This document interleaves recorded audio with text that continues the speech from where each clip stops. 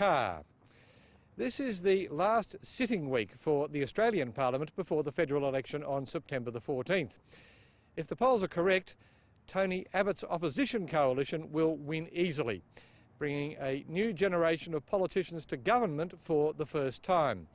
Josh Frydenberg and Kelly O'Dwyer are two of the rising stars of Mr Abbott's opposition.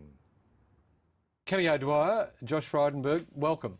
Great to be with you, Jim. Nice to be with you. The first question to you, Kelly. A week or so ago I was speaking to a young Indonesian woman in Jakarta, a bit like you I think, a politically engaged professional with an optimistic outlook for her country, but when I asked her this about the biggest risk to Indonesia's future, she said complacency. I wonder, if I put the same question to you, what would your answer be?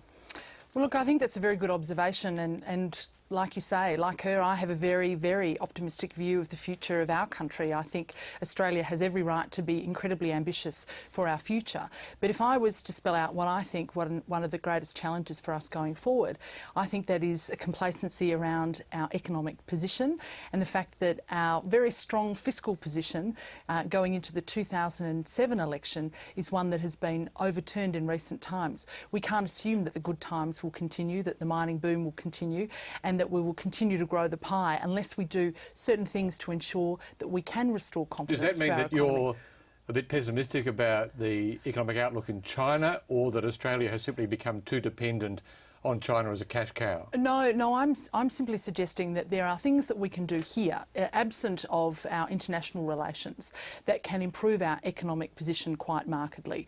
One example of that is to do with the sheer amount of red and green tape and the regulation that's been imposed on business. And I think restoring our economic position, restoring surpluses, putting some money back in the bank, being able to prepare for the future, like we did in the past with the Future Fund, is again a great challenge that we'll have not only in the next 3 years, but in the 10 and 20 years ahead of us. Josh, you spent a lot of time in the Asia Pacific. You've just come back from Japan, in fact. What do young Asians say to you about the state of Australian politics? And I'm talking about both sides of the aisle here. It's pettiness all round, the addiction to point scoring over substance that we've seen particularly in the last 3 or even half dozen years. Well, I think they're looking to the future, and we've got an election in Australia on September the 14th, and hopefully that will restart the clock in terms of, you know, the quality of domestic political debate. But when you ask me about what do other countries think of Australia, particularly when I visited Japan, it was an extremely optimistic view of Australia. They see our economic strength, but more particularly how we can prosper going forward if we make the right domestic reforms. They see us as an important strategic partner in the region. We share a US alliance with Japan, and also they look to Australia as being very optimistic people with great qualities and obviously sitting on a great amount of domestic wealth and resources. In terms of foreign policy directions, Josh, what do you think is missing at the moment from engagement with this most important region, for not only for Australia but for the rest of the world? Well, we'd like to see more bilateral free trade agreements. I think that's an important element. There's the Trans-Pacific Partnership, which is working at a multilateral level given the failure of the Doha round, and Australia has previously been successful in securing free trade agreements like with the United States. But there is unfinished work. Indonesia, India, Japan, China, Korea, we need to conclude bilateral free trade agreements with them. A very general question. As you probably both know, there was a poll just come out from the Lowy Institute, which suggests that fewer than half, less than 50% of people under the age of 30 in Australia think democracy is the best form of government. What's gone wrong in Australia that is the view of a very significant cohort coming through? Josh? Well, I actually think the vast majority of people believe in democracy and its strength, so I'm not so sure about that poll. But, you know, we look to... Well, it's consistent. This is the second year running that this has happened, and this is something people around the world are dying for, the kinds of privileges that people in Australia have. Why are we so careless, or so many people so careless about a very good, very fine system of government. Well, maybe we take it for granted. Maybe that's the point, that we don't really always appreciate the great freedoms that we enjoy.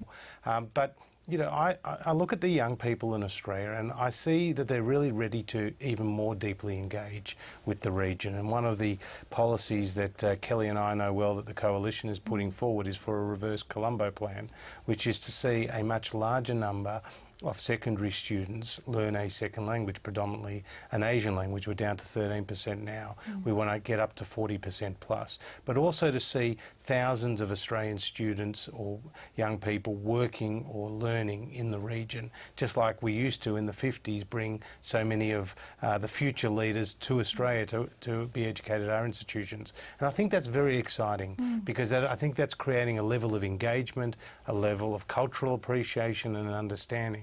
But which also can a legacy, then, absolutely as well. legacy. I think that's an excellent point, and we have legacies that last for generations. The people-to-people engagement is incredibly important, and it has been a primary focus of our governments in the past. And Menzies, with the Colombo plan, was able to do that quite spectacularly.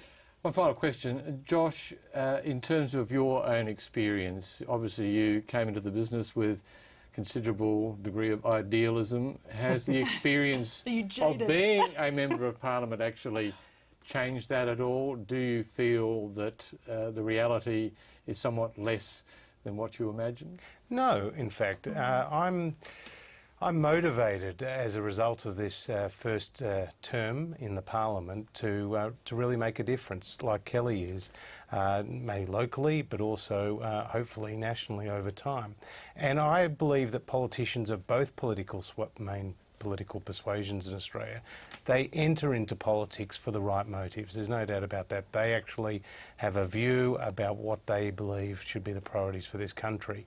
We always differ, though, on which route we want to take to get there, and that's where the debate is. And it should be around those ideas and what sort of Australia we want to help shape for the future. Thanks to both of you. Kelly O'Dwyer, thank you very much. Jim. Josh Frydenberg, Thanks, Jim. thank Thanks, you. Phil. Yeah, thanks, Josh. Been a pleasure. Thank you.